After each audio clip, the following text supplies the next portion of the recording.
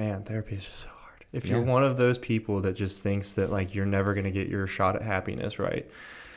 You can change and you can grow no matter what you're going through. And I think that's been the biggest thing for me, and the biggest thing that makes me like spiral, and a large reason why I went back into therapy, because I got in that mindset of like, when is it my turn to be happy? When is it my turn to like be enough, to like have enough knowledge, to have enough tools to navigate and get through all of these things? And the truth is that it's ever evolving. The truth is that you're always adding to your tool belt or your toolbox. You're always fine-tuning your skills. You're always becoming a better person. You're always becoming a person that practices boundaries better. You're always becoming a person that loves better, that understands better, that has higher thresholds, that can endure more things and navigate tougher challenges, right? And you're listening to Little Pricks Podcast. We're so happy you're here. Get comfortable and enjoy the episode.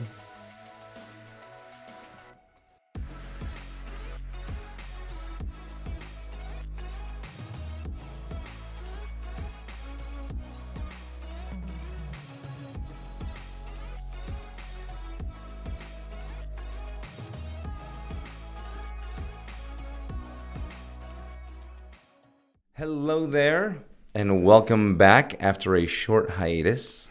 Courtesy of Devon. Courtesy of Devon. This time he fell flat on his face again. Oh yeah, God. It's fine. Everything's going to be fine. I'm okay. Welcome back, guys. This is Fareed. Welcome back to the Little Pricks Podcast. Yeah. My name is Fareed. This is Devon. Yeah. And we're here to give you another taste of the Love Series. Another taste of the Love Series. Yep. I'm ready for it. Third part of the installments. Yeah, man. And it's been a while. We needed to touch base on the Love Series for sure. Unfortunately, this time it's because I need to have this episode personally, and I need to talk about some things pertaining to self-love. So here we are. Thank you guys for your patience. Thanks you while I had to take a short hiatus, but definitely a much needed one. I definitely was not in a headspace to be present and be here and genuinely and thoughtfully talk about these topics in a way that was going to just be like cohesive, really. I was a little bit too scatterbrained and I was spiraling. However, I'm back in therapy. He was a spiraling squirrel. Yeah. And I'm back in therapy now. And I'm not upset about that. I think sometimes, like I've been asked a few times, like, how do you feel about that? How do you feel about being back in therapy again? And I feel fine. Therapy is not bad, and needing therapy again is not bad, and being in a place where you can know yourself well enough to be like, hey, I need some help and I need to do this again, is a good place to be. So here I am. I'm living by the you're either fine or you're going to be fine mindset. And it's true, I'm going to be fine. I have the tools I need to deal with this. I have the tools I need to heal and to cope in healthy ways. That's what I'm going to do. Well, the best part about that is the mentality is centered and focused on a positive outcome. Yeah, right? Like you're either fine or you're going to be fine. Yep. And it's true. That's always been the case, whether I realized it in the past or not. Regardless of the amount of struggle, I was going to be fine no matter what. So here I am. Absolutely. Here I am in the flesh, going to be fine. Thank you guys. Let's tear into this episode. I'm really excited. This is going to be a tough one, but I'm excited. I'm stoked for it. As am I, and I'm going to try to survive this one with no water. I'm struggle busted already. Yeah, I know, but the good old Ramadan, which is going to be over on Tuesday. Tuesday. Nice. Tuesday. So it's been good a nice for you. month. You have literally not missed a beat, man. Because it's about a month, right? Like a whole entire month from dusk till dawn. Yeah, it's been harder than normal. I would it's say it's dusk till dawn. Oh, okay. So basically, I stop eating or drinking water at approximately 5 a.m. So at 5 a.m. it's kiboshed. Wow. And then I resume currently about 6:48 in the evening. Okay, gotcha. But the biggest thing is like it messes up your sleep schedule a little bit. Oh, I'm sure. Because you're waking up, I imagine, at like 4 a.m. to try to be like, get all the water you can. Well, I was. And then one day I was like, my brain is fine waking up 5:30, 6 o'clock. Do not push me to the 4 realm. I'm not there yet. I've already come this far. But So I just sleep through it, and I just say, you know what? Whatever happens today is the day. I've got effectively, 20 hours? No, it's God, it's so hard. I eat at like 6:48, and then I stop eating around 8 o'clock. Yeah. So no, I would say it's almost 20 hours. Yeah. Roughly 20 hours of fasting, if I don't wake up in the morning, which I'm not. Yeah, fair enough. So. Fair enough. In Domine Sancti Spiritus. That's funny. So the point of this episode obviously is self-love, right? And this is something that I've had to really push into lately, given some experiences and some things that I've had to endure lately. I don't know how personal I'm going to go into those things, but the point is that Devon has met his threshold. Yes. I met my threshold, and I didn't like creep up to it. It went boom, like the sound of that that microphone. Yeah.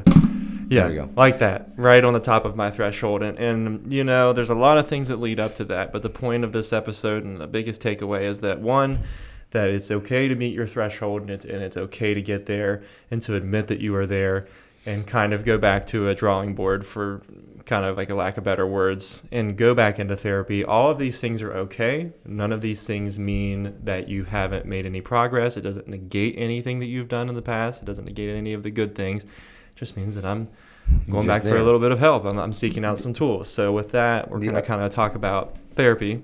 It'll talk about therapy, but also indulging in the fact that self-love is one of the 4 important aspects of love, right? We had familial. Yes. We had romantic.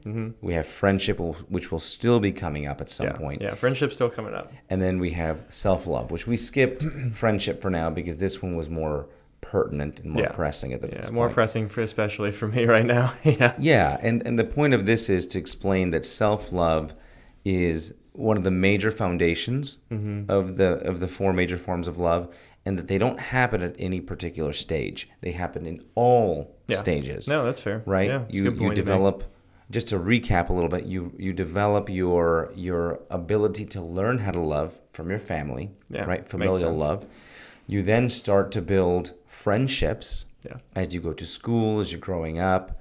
And then from there, while you're in those stages, you're starting to learn how to create romantic love based off of the love you've seen in family and in friendships. And throughout that entire process, you're developing your sense of self-love. Kind of fine-tuning that sense of self-love. Yeah. And therapy will be a big portion of this conversation.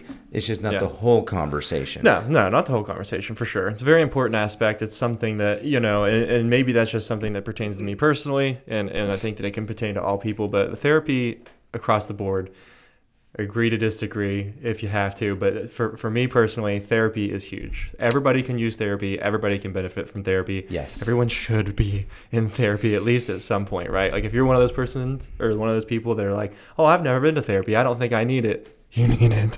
Please go. You need Please therapy. Go. You know, and it's not. It doesn't mean that, you know, you're broken, or it doesn't mean that you have these like horrific issues. It's a good way to really get a better understanding of who you are as a person, and, you know, why you have the behaviors that you have, and why certain things kind of manifest or outwardly express in the way that they do in your life, right? Okay.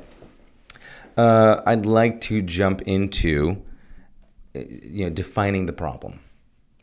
Right. So we're going to define the problem, and that would be, what is self-love? What does it look like? And more importantly, what does it not look like? Oh, God, yeah. What does it not look like? Because I could jump into a couple examples already off the top of my head for sure. Like, mostly, I would say for me, like when what sticks out to me when I say that at times in my life when I haven't been practicing self-love, just a hopeless, horrific lack of boundaries, right? Like saying yes to things that you want to say no to, right? Or,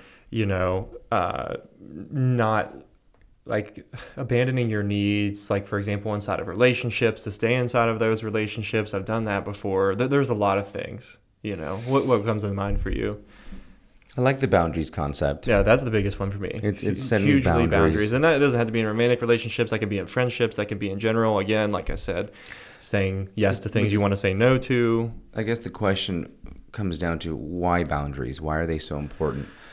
I would say they set the threshold for other people. They set the stage effectively for what is acceptable towards you and what is not. Yeah, for sure. For sure it is. By setting boundaries, you set the stage for the way people treat you. Yeah. And the way you allow people to treat you is a direct reflection of how you view yourself and what you accept for yourself. Yeah. So setting boundaries is a very important detail that I think a lot of us learn a little too late in life. Yeah. Right? One of those lessons you have to learn the hard way. Yeah, and I think as you start off in life, especially as children, right, you typically have the kids that show the ability to set boundaries are typically labeled as difficult, right? But the ones that don't tend to be looked at as agreeable, but over time they start to fall apart a little bit. Well, yeah, and you get that phrase of like, being a doormat. And it's a pretty harsh way of putting it, but like that is realistically what happens. A person that sets no boundaries really just becomes a doormat for people to just walk all over and do whatever you want, right? Like it's not a mean thing. It's not, in a negative context, selfish. Like, that's the other thing. Like selfish is always kind of viewed as like this really, hedonistic, really like negative way. And it's like being selfish sometimes is okay. And setting these boundaries and boundaries, the other thing that they accomplish is they instruct people on how to love you, right? Like it's not everybody in the world's job to know how to love you accurately. Like boundaries are also for you to just kind of give people instructions on what you do and don't like. And like you said, what you will and won't tolerate. And there's nothing wrong with that. Yeah. Boundaries are effectively the root of self-love. I agree with that. Yeah. That's where you start, right? It's where you say what's okay and what is not. Yeah. And if you're not able to communicate those things, because your convictions aren't deep enough in them, that's where you start to grow or brew resentment towards life, towards other people, right?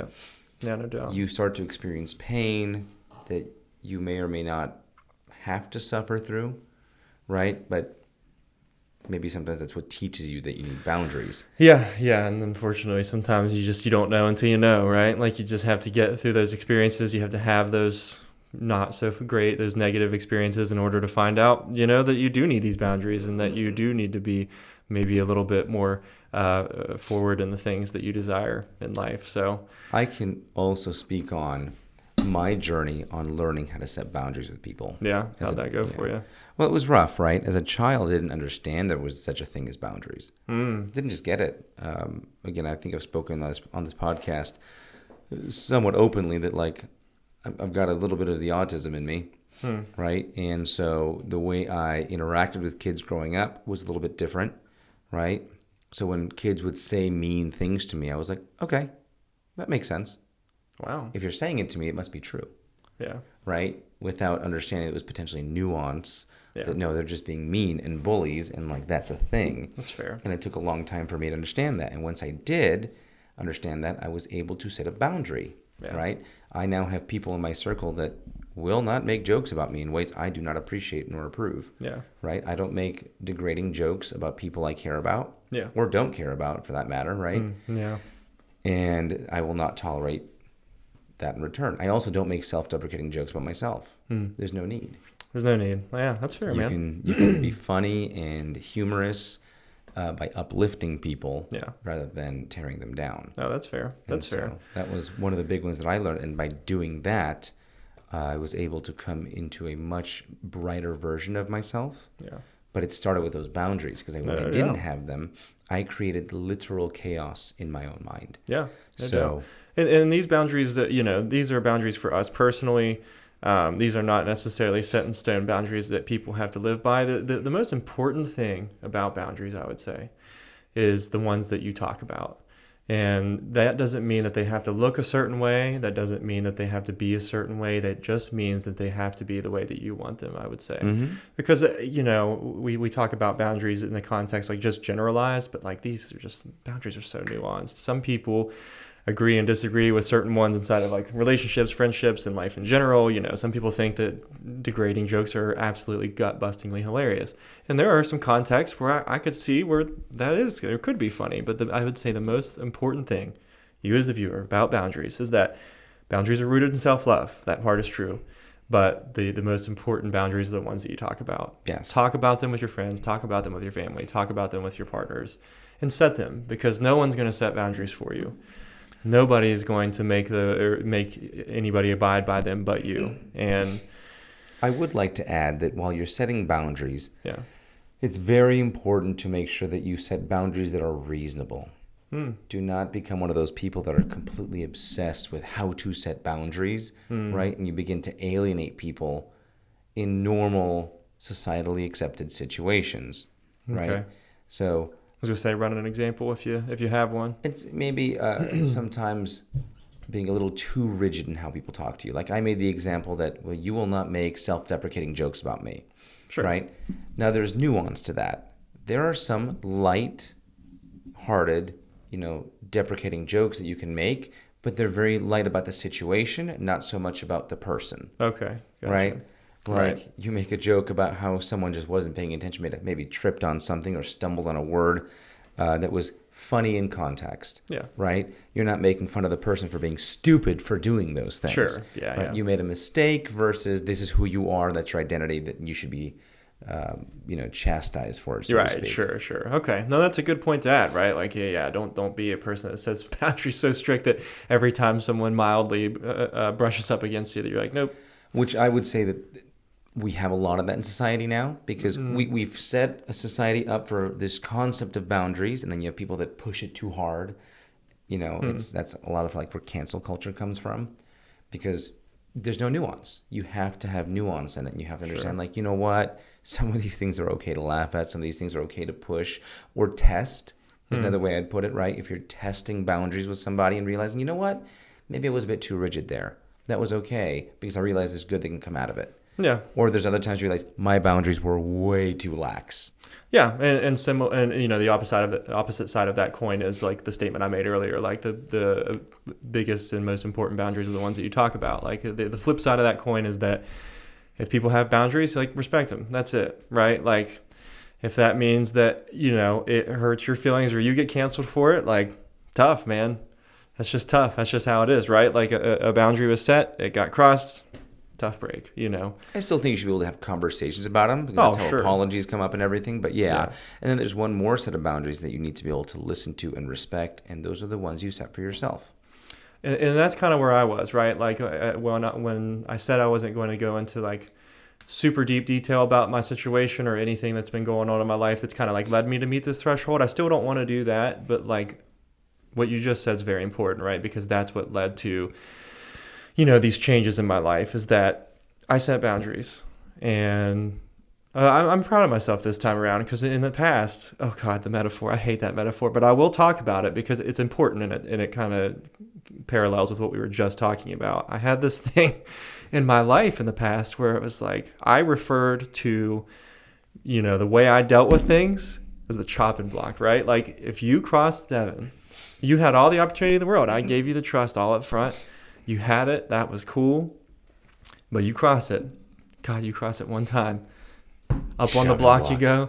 Chopping block. That's it. We're done, right? So obviously that is not great. And that is what Fareed's trying to say, is that like that is not good. And you need to be in a place where you can have discussions and have nuance, maybe have some boundaries tested, and, be able to agree that maybe you're being too rigid. That is too rigid. It's really interesting the way that you and I give out trust. Yeah. Because we had, I want to say, because I don't know if that's still the same way you do it now. What's it? Two different methodologies, right? I refer to the way I do trust as a trust bank. Okay. Like I have an actual phrasing for it. Like I have a trust bank. I will start I can see where you're going with this, and I already like this. Yeah, I start off everybody with like $5 of trust. Basic level threshold of trust. You've given me no reason to believe otherwise. So you have basic levels of trust right out the gate. Sure. Now it's your job to keep depositing into that bank or to withdraw. And you can't overdraft. So when you overdraft a little too much, we close your account, we go separate ways. And that's kind of what happened, right? Like, again, I'm not going into grave detail here, but, in regard to boundaries and setting them in healthy ways, I'm happy that I don't do the chopping block thing anymore. I'm happy that at the first adversity, I did not put that situation on a chopping block and cut it off. But, You're doing better in it. I'm doing better at it. Boundaries were crossed a couple of times, and I met my threshold. You're doing better. Yeah. That's I appreciate it, man. part. Yeah. And that's all I can really ask for, right? Like, is the situation great? No, it is not. And do I necessarily seek out pain like a heat-seeking missile? No, I do not. But I also embrace it. I embrace the pain, because with pain always comes growth. That's just the truth, you know. And it's not that pain always has to be present for you to change. You can definitely change without the catalyst of pain. But you know, it's good.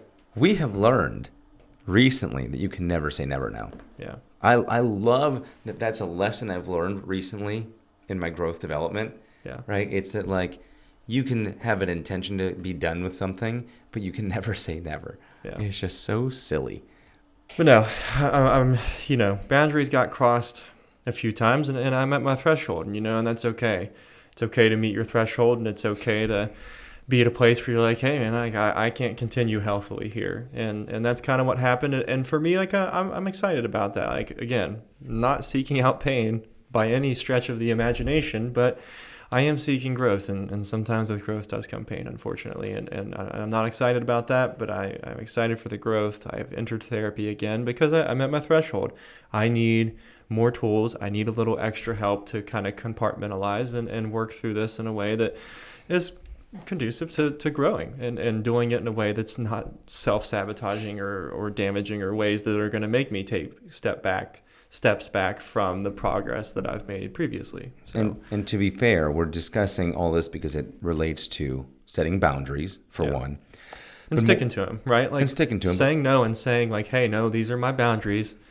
But more importantly, these boundaries, where do they come from a lot of times? They come from your familial love, learning how you interacted with them. They absolutely relate to how you deal with friends. Yeah.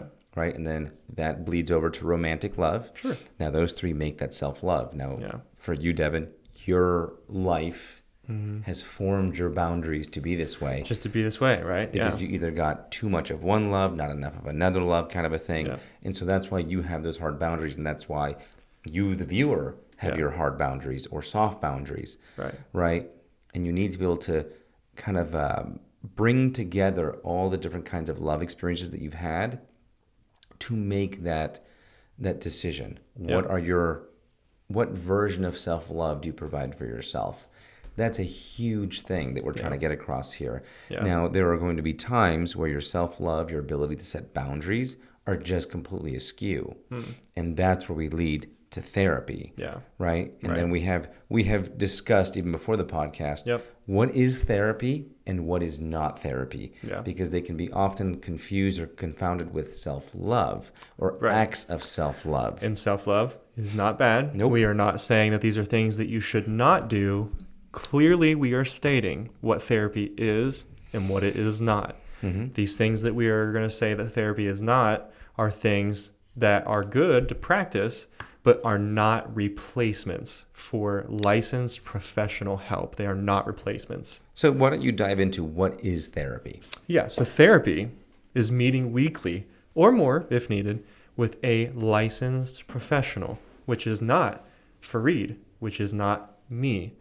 It's not your favorite podcast. It's meeting with somebody every week that is a licensed professional to talk about the things that you need to talk about. And that is not pretty, I'll be honest with you, especially this time around for me personally. When you are in therapy, it's not talking about things that make you happy. It's not talking about all of the good things or trying to convince a therapist that you are okay and that you have all of your stuff together.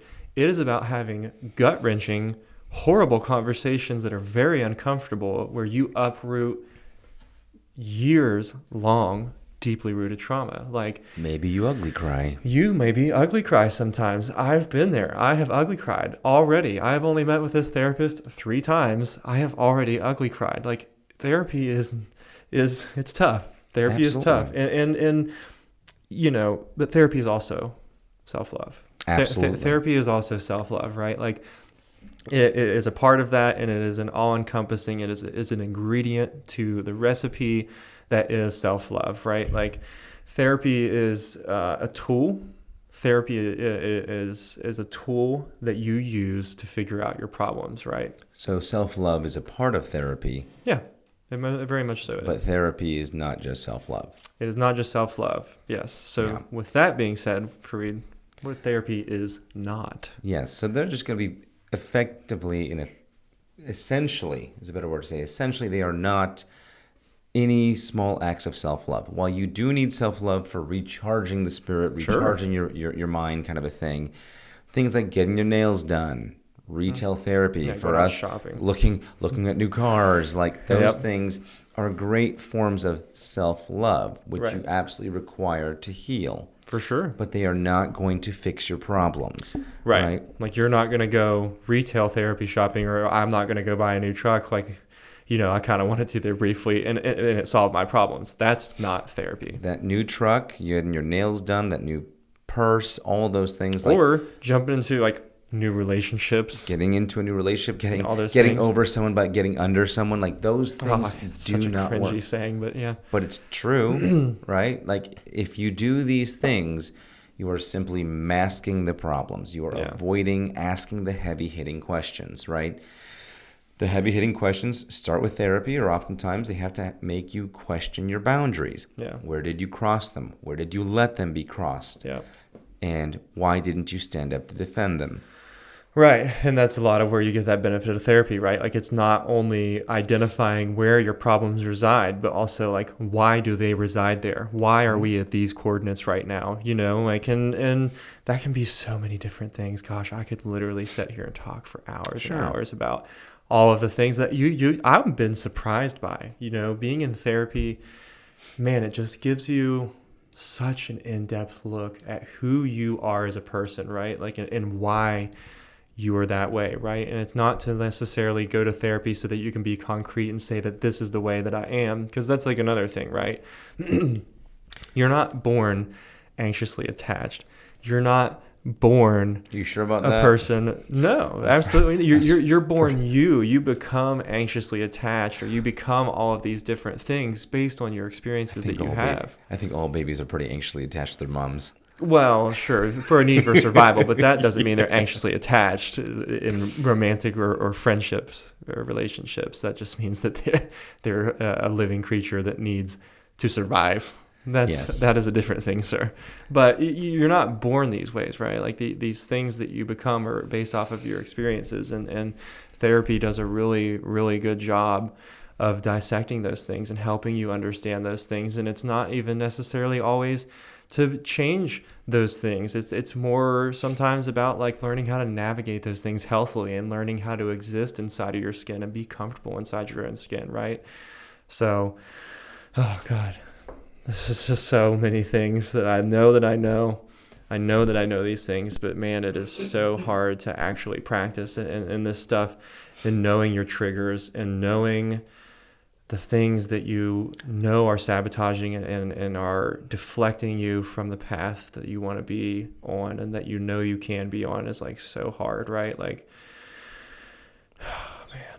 So there's another element to this as well. Yeah. When you set boundaries, that's very important. But there are more elements of who you are, who you become, how your life forms itself. And that is in what disciplines you indulge in. Right? So your life and the way you show love to yourself is a direct reflection of the decisions you make.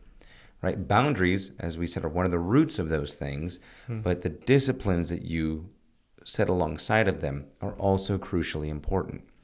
So simple things like, am I the kind of person that wakes up early or not?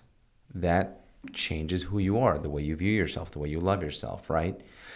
If you're the kind of person, like for me, right, I have a certain discipline that, like, I pray 5 times a day. That is a defining character of who I am. Yeah. That, one of the sayings that I heard was, on good days I pray 5 times a day, and on bad days I pray 5 times a day. Sure. It's by Mufti Menk, He's it just describes that those disciplines help to form who you are. Yeah. And so that's something you need to take in consideration while you're doing that self-love, while you're doing your therapy, and talk to your therapist about it. Yeah. Who do you become? And those disciplines help to figure out what kind of good you put into yourself to see what kind of good will come out of yourself at the same time. And that's so important, man. Like I would say that the biggest thing I've had to focus on in this time is like pushing into those things, pushing into the things that make me happy, like our friendship, right? Like I've spent considerably larger amounts of times around you lately than I do usually, right? And you know, that can be that, or it can be, you know, I'm really into music, so I push into that, or mountain biking, or whatever the case may be for, you know, you guys personally, of you know, what you push into it, and what you do in spite of, you know, these situations that you have going on, and in spite of the feelings that you feel. Like that discipline of practicing that self-love is really important, you know. And then another one for me is like eating healthy, right? Like no part of me wants to eat good and make healthy meals or do any of these things, but like fried chicken's the best, right? And not to say that you can't, you know, just for me personally, eating well is something that has been important. Yeah, but so pushing into these things when you're in that place and you're going through it and you're in the trenches, man, is super important. But you know, another thing that's important to talk about is, you know, how do you get to that point? How do you get to the point where you recognize and realize that you need therapy, right? Because the problem that we've addressed here is, you know, self-love or lack of it. Solution being therapy. Ultimately, self-love is important aspects, but go to therapy. But how do you recognize that, like, oh no, like I need to go to therapy for the first time, or I need to go to therapy again in my situation? I think there's a couple of ways you can figure out how or when to do therapy.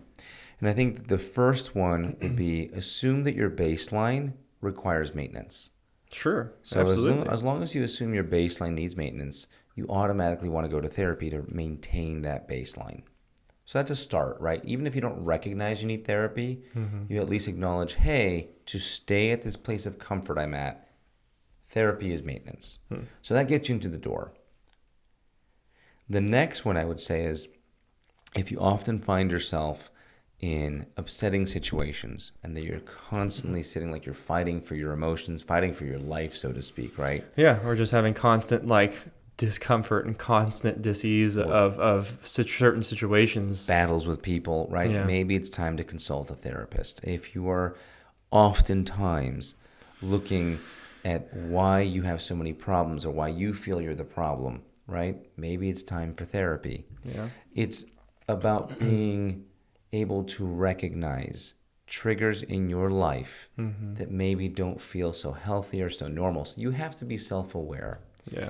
You have painfully to be self-aware. Yeah, you have to be willing to consistently pay attention to what energy you're taking in and putting out, and saying, you know what, I may not know how to prevent these things from happening. I may need more tools, but therapy is the solution. So we know that therapy is the solution. It's more about recognizing how to get there. Yeah. And therapists are always going to tell you to work on your boundaries, on how to work on acts of self-love to kind of hype you up a little bit and give you that energy you need to continue.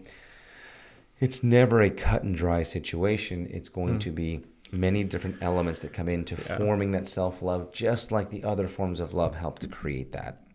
No doubt. So you need to keep that very aware in your mind. Yeah. And the better reflection of your self-love you have, the more good you put out into the world. No doubt. And realistically, No doubt. I would say for people that are maybe struggling with either attachments with people or how people view them, if you are good in this world and you provide good in this world, which comes from that self-reflection and that self-love, you'd be amazed how much your life changes and how much better your life starts to improve. And it becomes a cycle.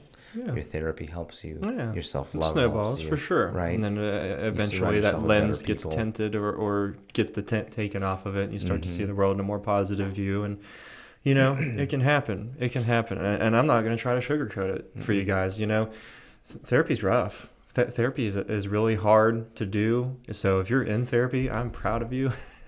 Because it's a big step. Absolutely. And if you're not in therapy, I believe in you. And, you know, gosh, this has been a hard time, man. I'm glad to be back, but it's gonna be a rough one for a little bit. This is rough, and I'm glad that we talk about this. Obviously, I always want to be transparent with you guys as the viewers, but you know, this is an okay place to be. And if you are, you know, one of those people that, man, therapy is just so hard. If you're one of those people that just thinks that like you're never gonna get your shot at happiness, right? you can change and you can grow no matter what you're going through. And I think that's been the biggest thing for me, and the biggest thing that makes me like spiral, and a large reason why I went back into therapy, because I got in that mindset of like, when is it my turn to be happy? When is it my turn to like be enough, to like have enough knowledge, to have enough tools to navigate and get through all of these things? And the truth is that it's ever evolving. The truth is that you're always adding to your tool belt or your toolbox. You're always fine-tuning your skills. You're always becoming a better person. You're always becoming a person that practices boundaries better. You're always becoming a person that loves better, that understands better, that has higher thresholds, that can endure more things and navigate tougher challenges, right? And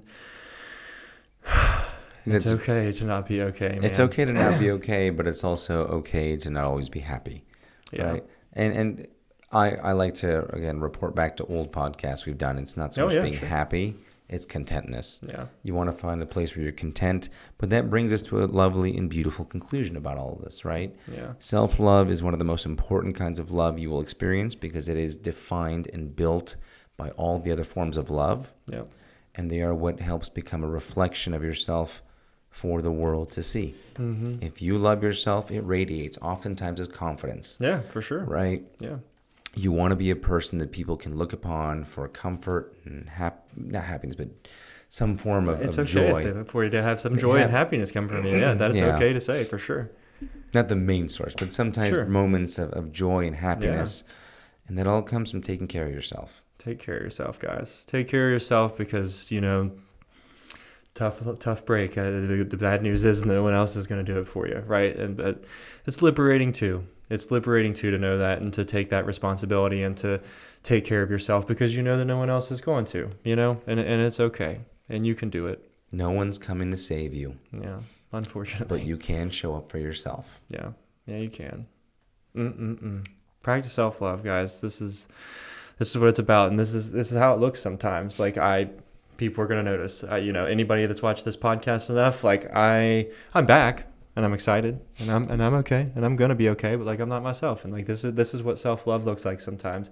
It's not always happy, and it's not always full of energy or even full of all the right things to say. It's just sometimes you're in the trenches, but you have to embrace that hardship, man. You have to embrace that hardship and embrace the suck, and go through it, not for other people, but go through it for yourself, for you, and the betterment of you. And then that's realistically all I could ever ask for. I only want to continue to grow. I only want to continue to be better, and to be a better partner, and be a better friend, and empathize better, and love better, and understand better, and listen better. And that's where I'm headed.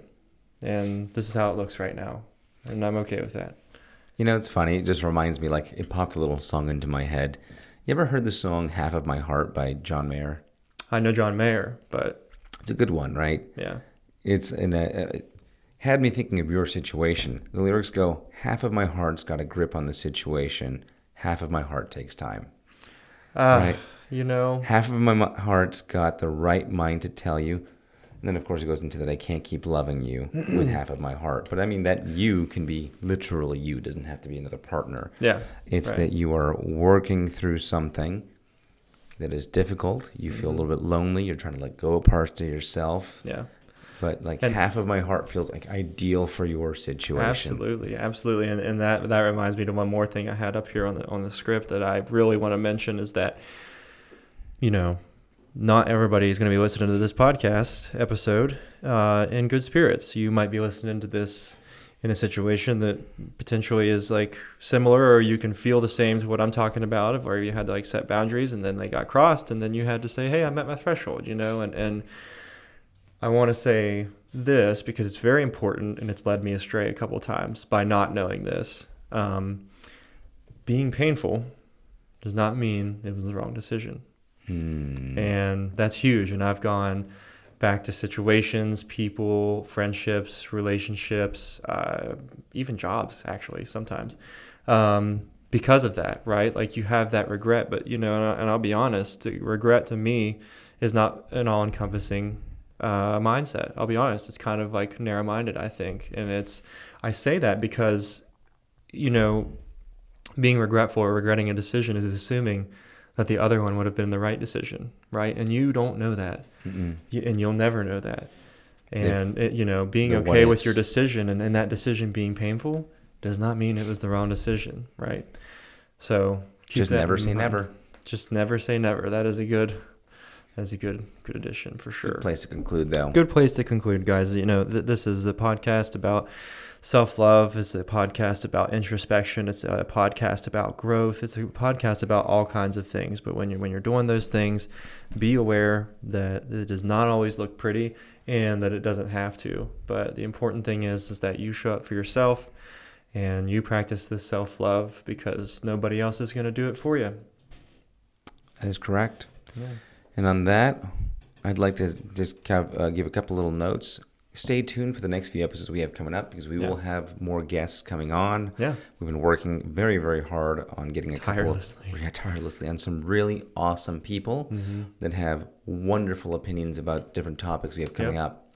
That being said, please send us in the things you'd like to hear us talk about. Yes, please, right? please. We obviously focus on things that we consider, but if you have something, send it in. Yep. We'll talk about it. Another thing, we are planning on moving the podcast studio again, so you guys stay tuned for that. We're super excited to have that. We will have less background noise and prettier, No more studio. black sheets? Yes, a prettier set. This was an upgrade by a large margin.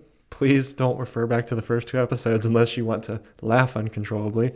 And you want gratuitous shots of our groins. Why did we ever do that? And also, I also want to shout out, not that we have any sponsorships, but BetterHelp. We've been talking about you, girl. Hit us up. We want to give these people discount codes. But if you are a person that thinks that you can't afford therapy, I have another code that is good and that is available to everyone that I use personally, and that was the reason why I signed up for BetterHelp, because it made it much more affordable. Go to their Instagram and click the link in their bio, because that gives you a decent little discount.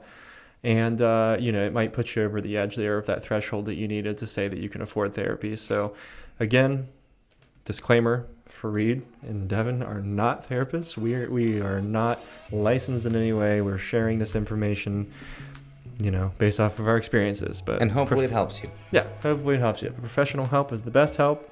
Use BetterHelp with their discount code on their Instagram bio. And we are not sponsored by them. We just use them. We just use them. That being said, like, subscribe, hit that notification bell, and talk to us. Yes, please reach out. Practice self-love. We'll see you guys next week. Thanks for tuning in. Adios. See ya.